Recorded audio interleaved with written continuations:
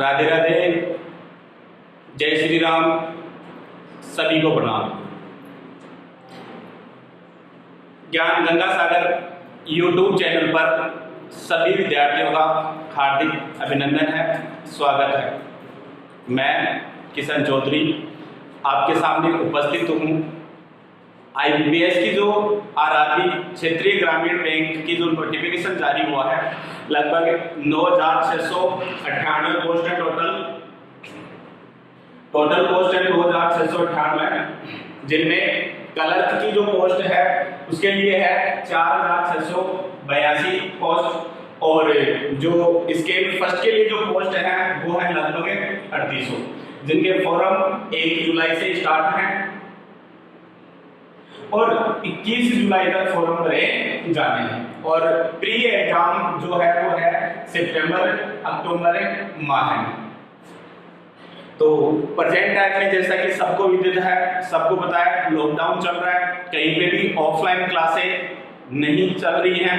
तो स्टूडेंट्स के सामने एक समस्या है कि नोटिफिकेशन भी सामने है, सितंबर अक्टूबर में एग्जाम भी है और अभी तक लग भी नहीं रहा कि ऑफलाइन क्लासें वो कहीं पे जाकर ले सकते हैं। तो इन सबको ध्यान में रखते हुए और स्टूडेंट्स की मांग को ध्यान में रखते हुए मैंने अपना ज्ञान गंगा सागर नाम से जो चैनल है वो लॉन्च किया है।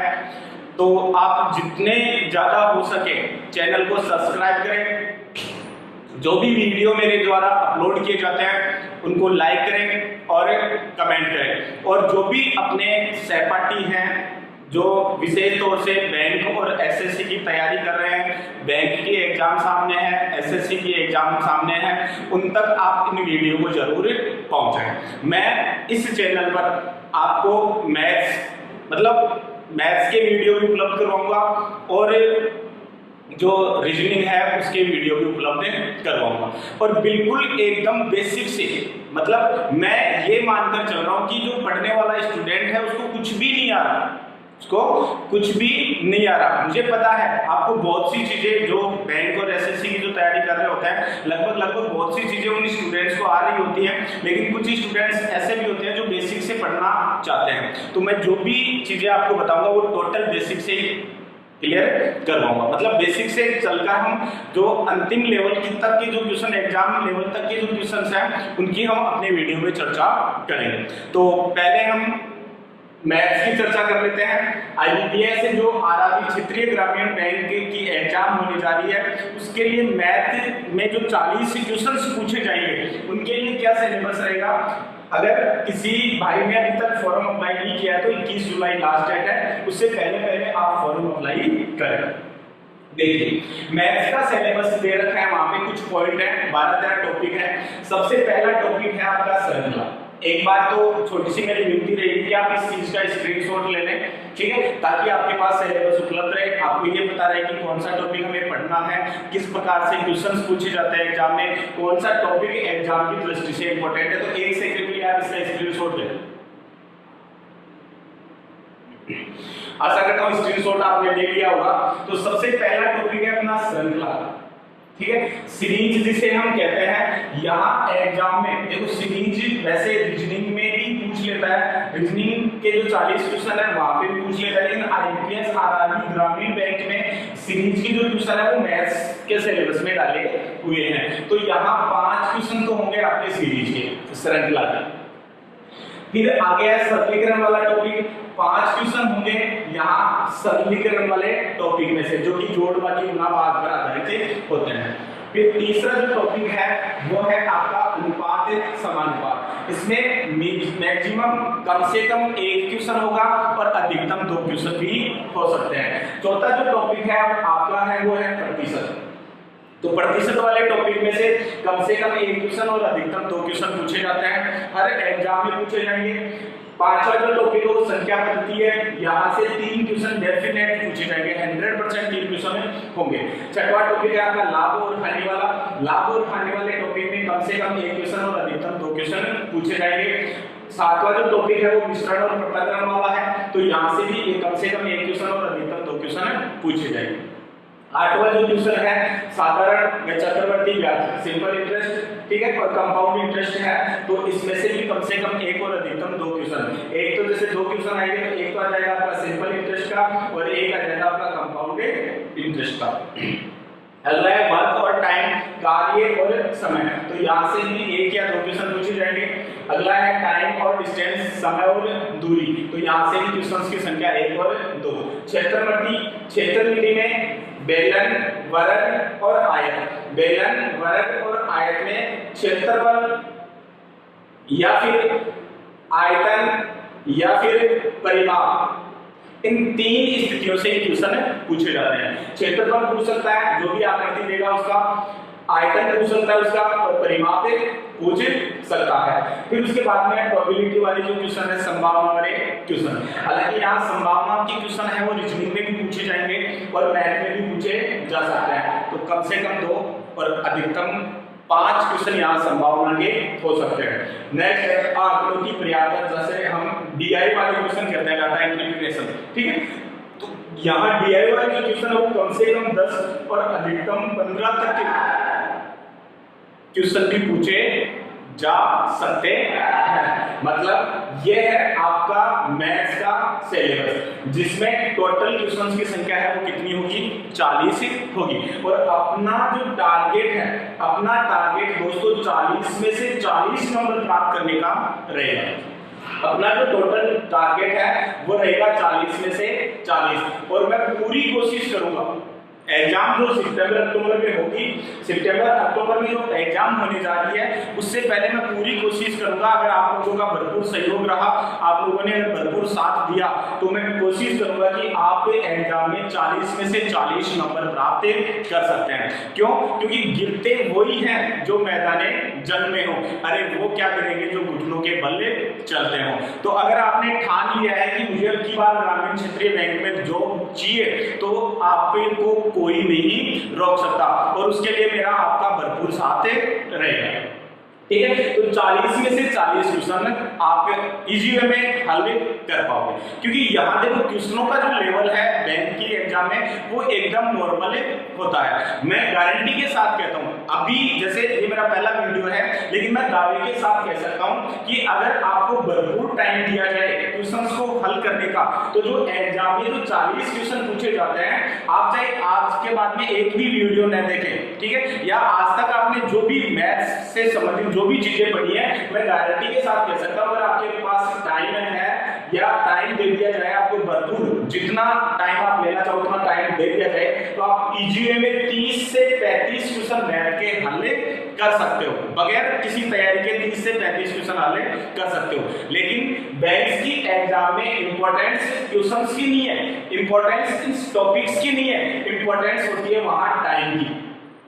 अब आपके दिमाग में याद होगा कि सर टाइम की इंपॉर्टेंस कैसे होती है।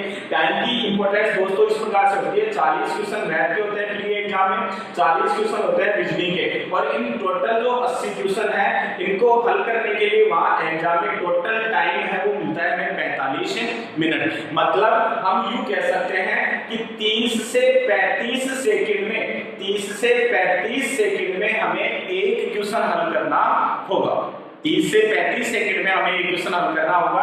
और अगर आप क्वेश्चन पढ़ने बैठ गए, क्वेश्चन की जो लैंग्वेज अगर आप पढ़ते हो, तो मैं मानता हूं कि 20 से 25 सेकंड तो आपको क्वेश्चन को पढ़ने में लग जाती है, बची 10-15 सेकंड, और 10-15 सेकंड में आपको उस क्वेश्चन का हल भी करना होता है और उसका आंसर भी चूज करना होता है। तो यहाँ वैल्यू बैंक की एग्जाम में टाइम की है, टाइम मतलब बहुत कम समय में आपको क्वेश्चन हल करने होंगे, और जितने कम समय में आप ज्यादा क्वेश्चन हल कर पाओगे उतनी ही आप सफलता के नजदीक हो गए। तो यहाँ मेरे वीडियो में जो मुख्य टारगेट है वो है कि स्टूडेंट कम समय में ज्यादा से ज्यादा क्वेश्चन हल कैसे कर सके, और मैं आगामी जो भी वीडियो बनाऊंगा सभी में मेरा ये लक्ष्य रहेगा कि कम समय में मैं आपको आप कैसे ज्यादा से ज्यादा क्वेश्चन हल कर सकते हैं। और बिल्कुल बेसिक से स्टार्ट करने जा रहे हैं, और बेसिक से स्टार्ट करने जा रहे हैं तो उसके लिए मैं सबसे पहले लूंगा यहाँ सरलीकरण वाला टॉपिक मैं थोड़ा बाद में लूंगा।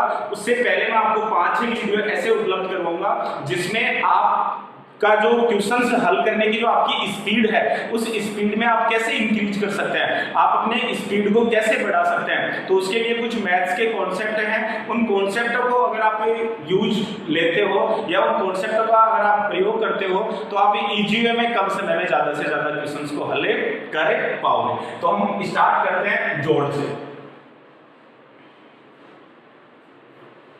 देखिए, अगर आपको कम समय में ज्यादा क्वेश्चन हल करने हैं तो मैं मेरे द्वारा जो बताए गए तरीके हैं उनको आप फॉलो करें। इसके लिए आप प्रत्येक दिन आज ही से, जैसे आप वीडियो देखते हैं उसके बाद से आप टारगेट बना लीजिए, कम से कम आपको पर डे 30 मिनट ये वर्क करना होगा। 30 मिनट आप पर डे ये वर्क करें, आपकी जो स्पीड है वो ऑटोमेटिक बढ़ने लगेगी। आपको लगेगा कि 10-15 दिन में आपको ऐसे लगने लगेगा कि वास्तव में मेरे मैथ्स के क्वेश्चन हल करने की स्पीड में इंक्रीज हुआ है। ठीक है, अब मैं जो आपको वर्क बताने जा रहा हूं, ये वर्क आप सबको आता है। अभी जब हम वर्क करेंगे तब आपके प्रत्येक स्टूडेंट्स के चेहरे पे मुस्कान रहेगी, सर ये चीज आप हमें बता रहे हो, बताने की नहीं है, ये चीज हमें ऑलरेडी आती है और इसका मुझे भी एहसास है कि जो मैं आपको बताने जा रहा हूं वो चीज आप लोगों को आ रही है, ऑलरेडी आ रही है, लेकिन आपको फिर भी ये वर्क करना है। क्यों? क्योंकि मैं कुछ नहीं कहूंगा कि आप ये वर्क करो या नहीं करो, लेकिन 15-20 दिन में आप खुद ये आपके दिमाग में ये खुद साइकोलॉजी बन जाएगी कि वास्तव में ये वर्क करने से मुझे फायदा हुआ। देखो करना क्या है आपको, सबसे पहले हम जोड़ बाकी गुणा भाग की स्थिति के अकॉर्डिंग चलेंगे, क्योंकि जो 40 क्वेश्चन है इन 40 क्वेश्चनों में जैसे जो आपकी डीआई वाले 10 से 15 क्वेश्चन है, सरलीकरण वाले जो 5 क्वेश्चन है, संख्या पद्धति वाले जो 2-3 क्वेश्चन है और जो आपके श्रृंखला वाले जो 5 क्वेश्चन है, लगभग हम यूं कह सकते हैं कि 20 क्वेश्चन टोटल इजी होंगे और इन्हीं जो हम जोड़ बाकी गुणा भाग वर्ग और घन इन्हीं पर आधारित होंगे। जोड़ बाकी गुणा भाग और वर्ग और घन इन 6 वस्तुओं के इर्द गिर्द आपके ये डीआई वाले, सरलीकरण वाले, संख्या पद्धति वाले क्वेश्चन से होंगे। तो पहले हम इन चीजों को पढ़ते हैं। देखो करना क्या है, आपको पर डे एक व्हाइट पेज लेना है, व्हाइट ले सकते हो, लाइन वाला पेज भी आप ले सकते हो। सबसे पहले हम ले रहे हैं जोड़ हमें कैसे करना है। अब देखो जोड़ आज तक हम जो जोड़ करते आ रहे हैं वो इस प्रकार से करते आ रहे हैं, जैसे मान लीजिए यहाँ 3 लिख दिया और यहाँ 2 लिख दिया, ठीक है, तो 3 और 2 को आपने जोड़ कैसे लिखा है 5, एक संख्याओं के जोड़ हो गए। अगर मान लीजिए हम 2-2 संख्याओं के जोड़ लें, यहाँ 25 लिख दिया और यहाँ 34 लिख दिया, तो हम ऐसे इस प्रकार से ऐड करते आ रहे हैं, 5 और 4 9 और 3 और 2 5, तो टोटल ऐड कितना हो गया 59। ये तो मैं आपको 4th 5th की बातें बता रहा हूँ। अगर हम एलकेजी यूकेजी क्लास की बात करें तो इसी जोड़ को हम ऐसे क्या करते थे 5, तो हमें मैडम या जो भी सर होते थे वो अपना हाथ पकड़ के ऐसे बताते थे कितने हैं 5, तो 5 लाइन की तो 1 2 3 4 और 5, और ये कितने हैं 4, तो 1 2 3 और 4, टोटल 4 लाइनें हो गई। अब इन टोटल को गिनो आप, 1 2 3 4 5 6 7 8 और 9, तो टोटल लाइनें कितनी हो गई 9, और आप इस प्रकार से 2 लिखा करते थे। फिर 1 और 2 लाइन, फिर 1 2 और 3 लाइन, 1 2 3 4 और 5, इस प्रकार से हम ऐड किया करते थे। हालांकि कंपटीशन लाइन में आने के बाद में इस तरीके को हम भूल चुके हैं और डायरेक्ट हमें पता है कि 5 और 4 9 और 3 और 2 5, इस प्रकार से ऐड करते आ रहे हैं। तो सबसे पहले हमें इस तरीके को चेंज करना होगा। हमें क्या करना है, आप एक कोई भी 5 अंक, पहले इकाई के अंकों के हम जोड़ कर रहे हैं, कोई भी 5 अंक ले लीजिए। जो व्हाइट पेज के लिए मैंने आपको कहा है कि जो आप व्हाइट पेज ले रहे हो उसमें कोई भी आप 5 अंक ले लो। जैसे आपने ले लिया 1 2 3 4 और 5, और यहाँ इस प्रकार से लिख लीजिए। फिर बड़े ले लीजिए से 5 7 8 6 9, फिर इक्वल बराबर, फिर यहाँ 7 3 5 4 6 इक्वल, फिर यहाँ 9 5 3 2 8 इक्वल, और ले लीजिए से 7 6 3 9 और 7 और इक्वल।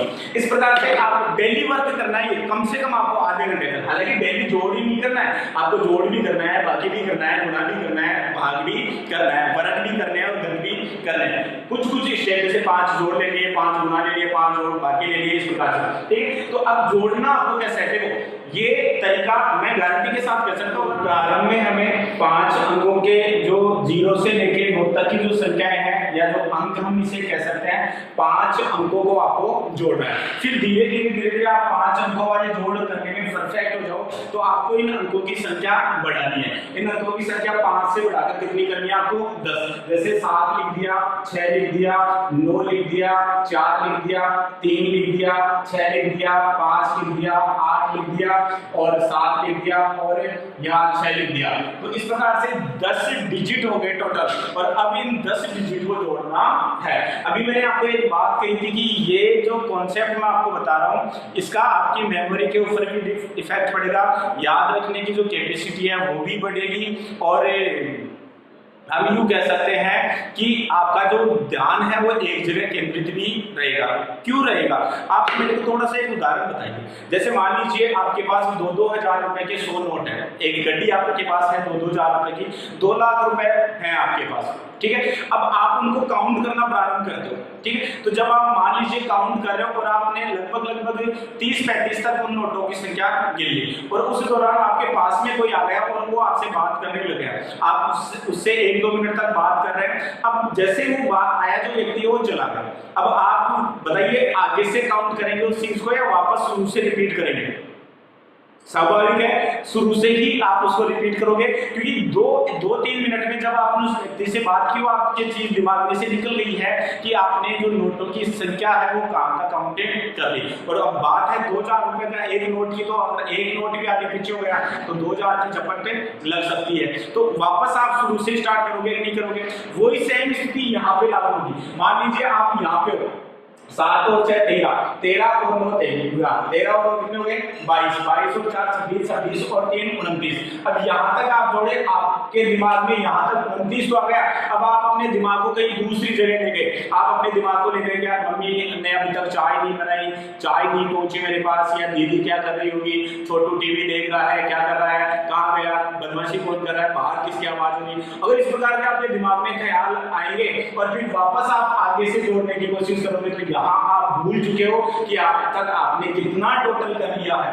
अब बताओ वापस आपको शुरू से यहाँ तक करना पड़ेगा नहीं पड़ेगा? मतलब शुरू से आप वापस ही स्टार्ट करोगे और शुरू से अंत तक वापस इसको ऐड करोगे। मतलब इस दौरान आप अपने दिमाग को अन्यतर किसी दूसरी जगह डाइवर्ट नहीं कर सकते। आप चाहोगे तो भी दिमाग आपका डाइवर्ट नहीं होगा। और आपको पता है आप अपने दिमाग को जितना एक जगह केंद्रित रख सकते हो वही आपके याद रखने की कैपेसिटी होगी। तो करना क्या है आपको, 7 और 6 13, 13 और 2 22, 22 और 4 26, 26 और 3 29, 29 और 6 35, 35 और 5 40, 40 और 8 48, 48 और 7 55, 48 और 7 55, 55 और 6 61। टोटल कितना गया 61 आ गया। तो इस प्रकार से आप 5 डिजिट से डिजिट बनाकर कितना कर रहे हैं 10 डिजिट कर रहे हैं। और इस प्रकार के आपने खुद ही संख्याओं को लिखे और खुद ही उनको ऐड करें। फिर 10 के बाद में आप इन डिजिट की संख्या को बढ़ाएं। 10 से बढ़ाकर आप इन डिजिट को करें कितना 15 करें। जैसे 15 तक लिखे 7 6 3 2 1 9 8 7 6 5 0 3 9 6 4 और 1 बार। तो इस प्रकार से आप इनको 15 डिजिट में लिखें। पहले हमने 5 डिजिट के जोड़ किए, फिर 10 डिजिट के किए, फिर हम 15 डिजिट के कर रहे हैं। प्रैक्टिस में लाना है, मैं केवल आपको एक सूक्ष्म चीजें बता रहा हूँ कि आपको करना क्या है, क्योंकि करना आपको खुद को ही है। ठीक है, जोड़े कोई काम रहेगा ना जोड़ेगा। 7 और 6 13, 13 3 16, 16 और 2 18, 18 19, 19 और 9 28, 28 और 8 36, 28 और 8 36, 36 और 7 कितने हो गए 43, 43 और 6 49, 49 और 5 54, 54 और 0 54, 54 और 3 57, 57 और 9 66, 66 और 6 72, 72 और 4 कितने हो गए 76। तो टोटल आप यहाँ पे लिखिए कितना 76 लिखें। तो इस प्रकार से आप 15 डिजिट की संख्याओं को लो, फिर इसी को बढ़ाकर आप 20 डिजिट की संख्याओं को लो। मतलब जब तक यहाँ टोटल आपके लगभग 100 तक नहीं आने लग जाए तब तक आप एक डिजिट की संख्याएं लिखकर उनका आप ऐड करते रहे। डेली इस चीज को प्रैक्टिस में लाए। मैं बार बार कह रहा हूं डेली प्रैक्टिस में लाना है। तो ये तो हो गए एक एक डिजिट के जोड़, ठीक है। पहले 5 डिजिट के, फिर संख्या बढ़ाकर 10 डिजिट की, फिर संख्या बढ़ाकर 15 डिजिट की, और फिर संख्या बढ़ाकर हमने 20 डिजिट की। लगभग 20 डिजिट में आप जो भी पेज लोगे उसकी एक पंक्ति यहाँ शुरू से लेके एंड तक कंप्लीट हो जाएगी, और फिर उसका ऐड आपको जोड़ करके आगे लिखना है, ठीक है। फिर इसके बाद में आपको क्या करना है, एक डिजिट को आप छोड़े, एक डिजिट को आप छोड़े, और फिर आप दाई के अंक लें, और दाई के अंक आपको कहां से कहां तक लेने हैं, 10 से लेके 25 तक के ही अंक लेने हैं, ठीक है। एक क्रमबद्ध तरीके से हमें चलना है। भाई मान लीजिए हम फर्स्ट फ्लोर पर हैं, हमें यहाँ सेकंड फ्लोर पर जाना है, तो फर्स्ट फ्लोर से सेकंड फ्लोर तक जो लगी जो सीढ़ियां हैं, उन सीढ़ियों पे हम सबसे पहले यहाँ पे जाएंगे, ठीक है, फिर यहाँ पे आएंगे, फिर यहाँ पे, फिर यहाँ पे। इस प्रकार से हम एक क्रमबद्ध तरीके से ऊपर अगर चढ़ेंगे तो हम इजीली में सेकंड फ्लोर पर पहुंच जाएंगे। लेकिन अगर आप क्रमबद्ध तरीके से न चढ़कर कभी एक सीढ़ी उलाग रहे हो, कभी 2 सीढ़ी उलाग रहे हो, कभी 5 सीढ़ी उलाग रहे हो, इस प्रकार से चढ़ोगे तो कोई जरूरी नहीं आप सेकंड फ्लोर तक पहुंच ही पाओ। तो हमें चलना कैसे, एक क्रमबद्ध तरीके से चलना है। तो संख्याओं को लेनी है हमें 10 से 25 डिजिट तक, 10 से 25 डिजिट की कोई भी 5 संख्या ले लो, क्रम वही रहेगा, पहले 5 डिजिट। जैसे मान लीजिए आपने ले लिया 12, 13 ले लिया, 20 ले लिया, 15 ले लिया, 23 ले लिया, और इनको आप जोड़कर लिखें। अब देखो दो संख्याओं के अंकों को हमें कैसे जोड़ना है, तो इसके लिए आप पहले तो छोटी छोटी चीजों को जोड़ें, मतलब इकाई वाले अंकों को आप पहले जोड़ लो, ठीक है, फिर आप जोड़े दाई वाले अंकों को। इसके लिए आप एक उदाहरण को माध्यम से समझिए। मान लीजिए आपके पास बचत गुल्लक है, गुल्लक जानते हो सब, या आप सपोज कीजिए किसी मंदिर की कमेटी में आप सदस्य हैं। अब वहां जो मंदिर में जो चढ़ावा आया हुआ है वो चढ़ावा एकत्रित होता है, ठीक है, जो भी तिजोरी वगैरह है वो एकत्रित है।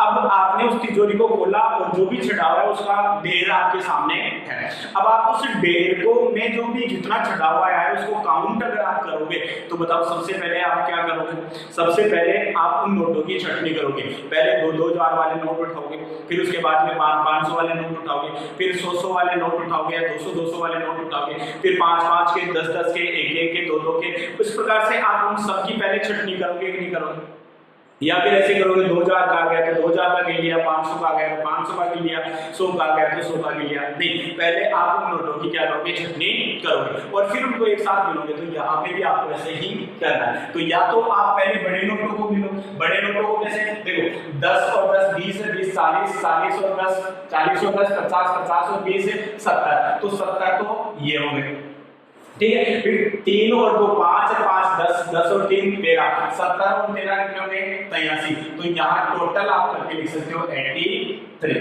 टोटल कितना हो गया, 83। या ऐसे भी जोड़ सकते थे, देखो 5 और 3 8, 8 और 3 11, सॉरी 5 और 3 8, 8 और 3 11, 11 और 2 13। तो यहाँ 3 80 1 मतलब 10, 10 और 20 30, 30 और 10 40, 40 और 20 60, 60 और 10 70, 70 और 10 80। तो टोटल कितना हो गया, 83। तो पहले आपको इस प्रकार से 5 डिजिट लेनी है, फिर आपको लेनी है 10 डिजिट।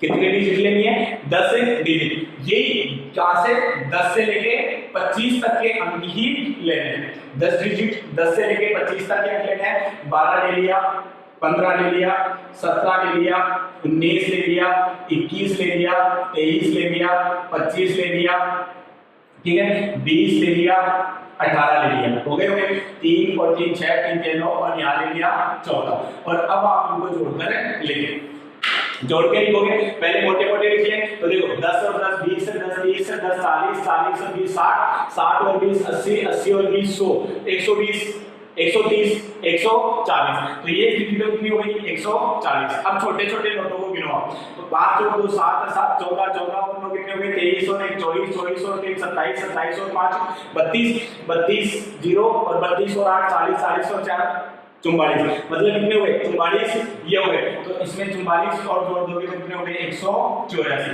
तो यहाँ टोटल जो योग है वो कितना हो जाएगा, 184 हो जाएगा, ठीक। फिर इसके बाद में 10 डिजिट हो गए, इन्हीं डिजिट को आप बढ़ाओ, 15 करो, 15 करके आप फिर 20 करो।